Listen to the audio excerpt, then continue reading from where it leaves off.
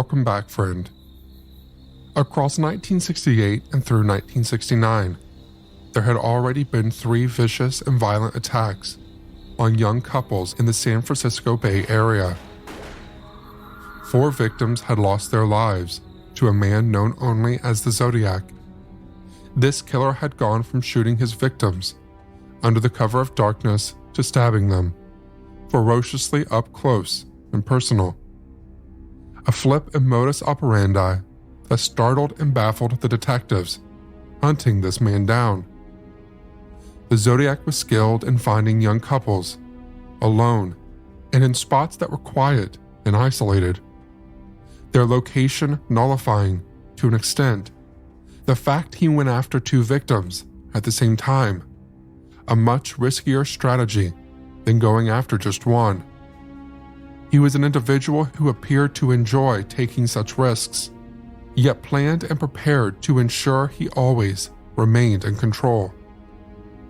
Across 3 crime scenes, Lake Herman Road, Blue Rock Springs, and Lake Berryessa, the Zodiac had attacked in acts of surprise and violence.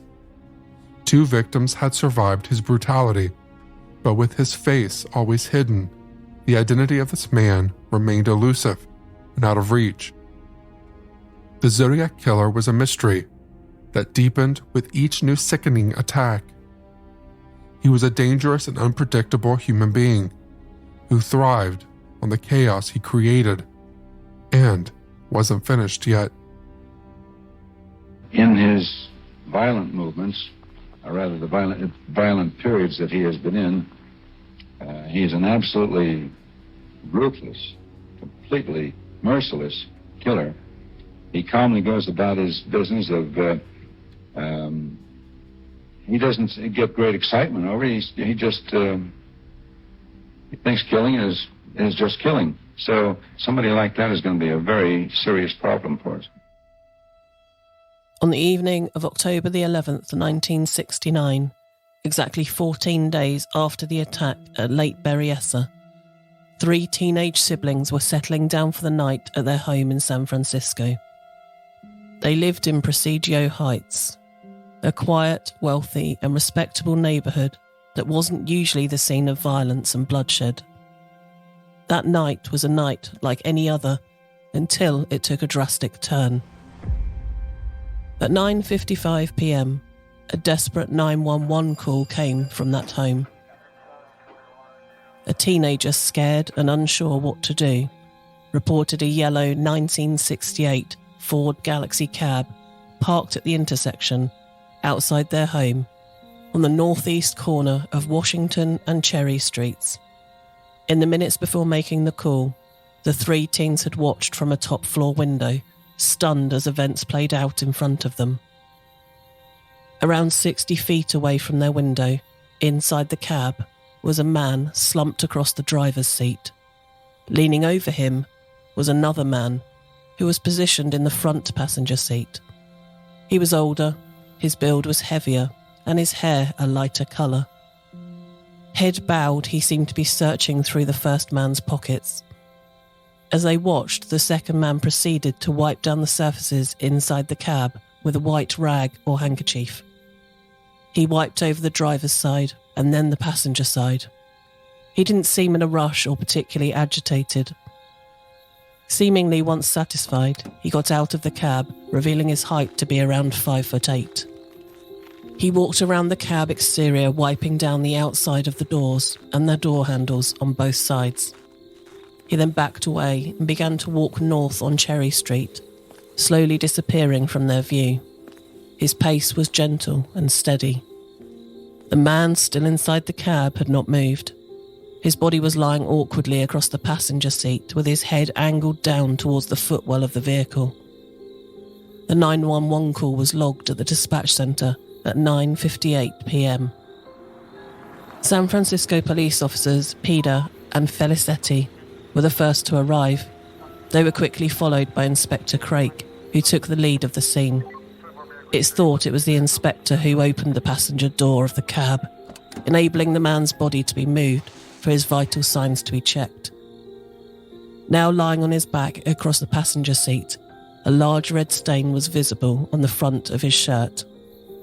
In stark contrast to the sharp white shirt, the stain covered the majority of the man's chest, obscuring and blending in with the shirt's black vertical stripe pattern. An ambulance raced to the scene to try and administer any aid they could.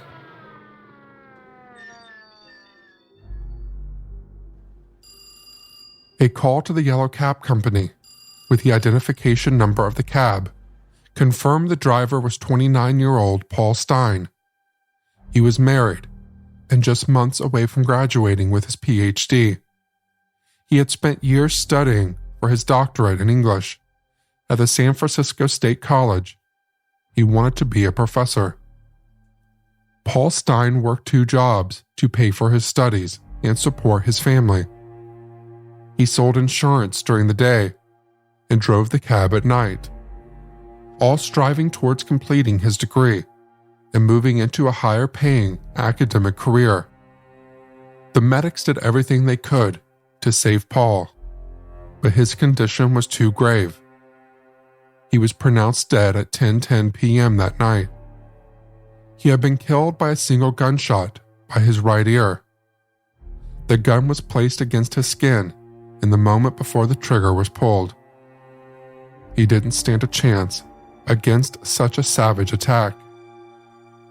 His body remained in situ as a murder investigation was launched. Search teams, including 7 dog units, scrambled to the area and into surrounding streets, hunting for a suspect who is now a killer. The various officers arriving at the scene followed the description given by the dispatch center. They had described the suspect as a black adult male, 35 to 45 years old, around 5'8" to 5'10", with a heavy build and a reddish crew-cut hair. They said he was also wearing eyeglasses and wore dark-colored clothing. Leroy Sweet was the assistant traffic manager at the Yellow Cab Company.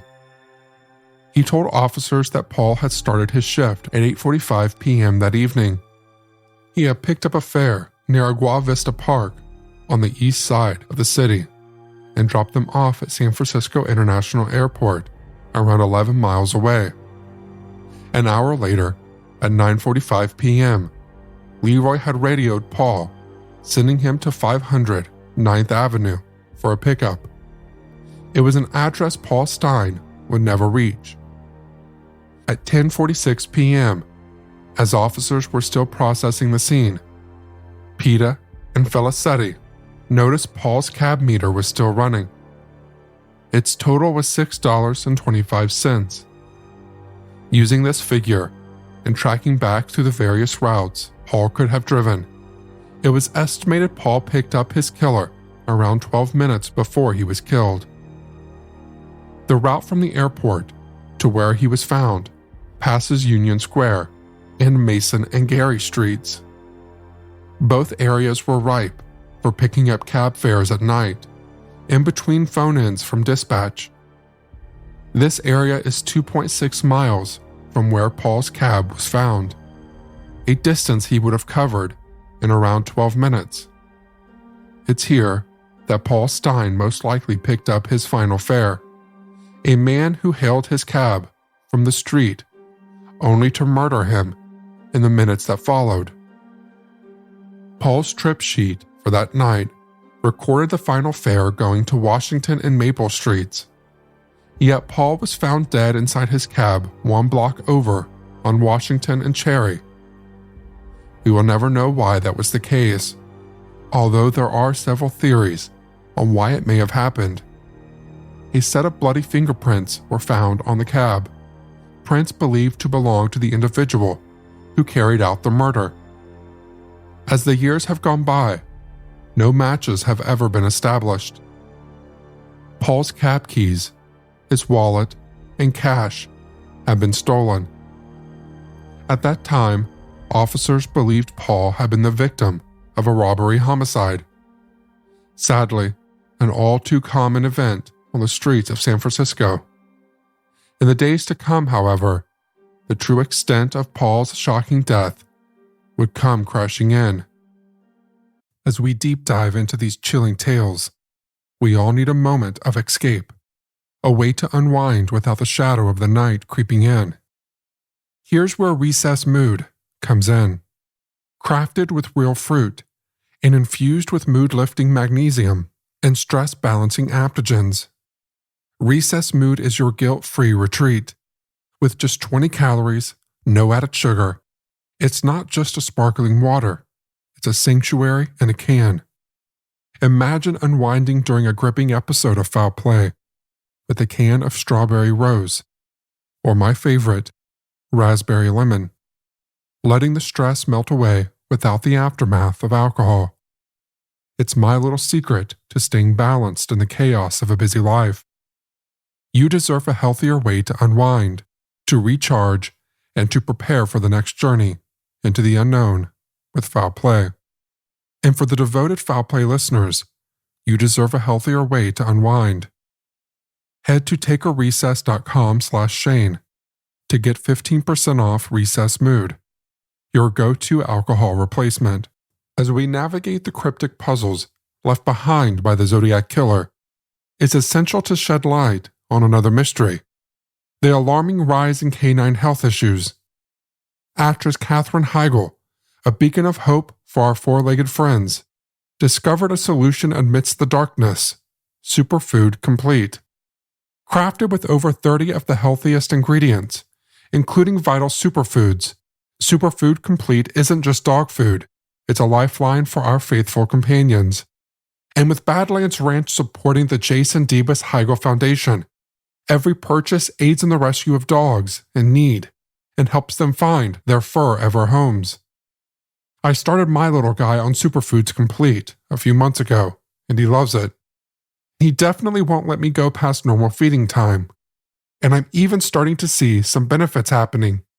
I don't know what I would do without him, so I would do anything to keep him where he belongs, right beside me. So dear friends, if you want your furry companion to thrive, don't delay. Go to badlandsfood.com/Shane and order right now to get up to 50% off your regular priced order with a 90-day money-back guarantee. If you want your dog to experience all these incredible things, go to BADLANDS food.com/Shane today. The search team stayed out for hours that October night, searching for the suspect the witnesses had seen inside Paul Stine's cab. Despite their efforts, nothing was found. There was one key factor that would come back to haunt the San Francisco Police Department with regard to the search that night. The witnesses reported the suspect as a white male, but dispatch made a mistake and issued the suspect details as a black male. The officers hunting the Zodiac through the streets that night didn't have the correct information. It's a mistake that most likely aided his escape into the night. The three teenage witnesses were asked to attend a formal interview to record their statements on file. They were asked to work with a composite sketch artist to try and produce a drawing of what the man looked like. This sketch remains today the only image of the Zodiac Killer the authorities have to go on. A day after the sketch was released to the media, one of the teenagers asked to make some amendments to make it more accurate. A second sketch was made, and both sketches were sent out to the public to see if anyone could recognize the face looking back at them. 3 days after Paul Stine's murder, a letter was delivered to the San Francisco Chronicle, postmarked October the 13th, 1969. The handwritten envelope was posted from within San Francisco. Inside was a letter and an item that changed the course of the Paul Stine murder investigation. This is the Zodiac speaking. I'm the murderer of the taxi driver over by Washington Street and Maple Street last night. To prove this, here's a blood-stained piece of his shirt. I'm the same man who did in the people in the North Bay area. The SF police could have caught me last night if they had searched the park properly, instead of holding road races with their motorcycles, seeing who could make the most noise. The car driver should have just parked their cars and sat there quietly waiting for me to come out of cover. School children make nice targets. I think I shall wipe out a school bus some morning. Just shoot out the front tire and then pick off the kiddies as they come bouncing out. San Francisco cab driver Paul Stine had been murdered by the Zodiac Killer. Returning to his original MO of using a gun, the Zodiac had killed in a residential street overlooked by multiple houses. Again, he then took the stakes up a level higher by providing evidence of his work. A section of Paul Stine's shirt stained in blood accompanied the letter. After taunting the police for not finding him, he ended his letter with threats to the most vulnerable in our society. At Lake Berryessa, the Zodiac left the scribbled message on the door of Brian Hartnell's vehicle. Now he had mailed a piece of clothing his victim was wearing when he shot and ended his life. All his movements were thought out. This man was not afraid. He wanted to take risks and push the boundaries, and then watch as no one was able to find him. Bits and pieces of information, leads and tips from people who want to help catch the Zodiac Killer have been pouring into police headquarters here at the Hall of Justice for the last few days. A new team of detectives has been added to the homicide detail in an effort to sift some of that information. Police are now convinced that it was the killer of a San Francisco cab driver who sent in a swatch of bloody cloth with a letter to the San Francisco Chronicle. Laboratory tests on the cloth, torn from the shirt of Paul Stine, prove that it came, in fact, from the cab driver when he was murdered last Saturday night in Presidio Heights. And handwriting analysis of a foreboding letter indicates the writer is the same man who's committed 5 murders, 1 here, 3 in Vallejo, and 1 in Napa over the last 10 months. A composite drawing sketched in 4 hours from witnesses' descriptions has been widely publicized. People tend to forget, however, that it is not necessarily an accurate portrayal of the killer's likeness, just a translated remembrance of a brief look at his face. All of the letters sent by the killer have been posted from San Francisco, and police believe the man either works or lives in the city. His chilling allusions to future slayings are being countered with an intense drive to prevent him from fulfilling any promises. Dick Carlson reporting for Newsbeat from San Francisco Hall of Justice. Each attack had been a step up from the last. Each letter was a leap further from the one before. It was more shocking, more complex, and more threatening. The Zodiac thrived on creating and maintaining fear. His need to shock seemingly required a new escalation in how and where he killed each time he launched another attack. In San Francisco on that October night, the Zodiac committed a terrible crime that would be fitting with the backdrop of a city that sadly sees violent murders on its streets all too often. He waited until the initial 48 hours of investigation had passed before dropping his bombshell, before proudly announcing he was the killer and providing the evidence to prove it. This letter, however, wasn't only to take credit and gloat over Paul Stine's murder. It was to threaten young children as they traveled to and from school on their school bus. His language was flippant and teasing, creating the most extreme fear in parents and schools across the city. The Zodiac had now threatened their children. The citizens of San Francisco were horrified and terrified at such a foreboding threat. Protecting the city's children while intensifying the hunt for this violent killer was now the priority. The city held its breath, waiting for the Zodiac's next move.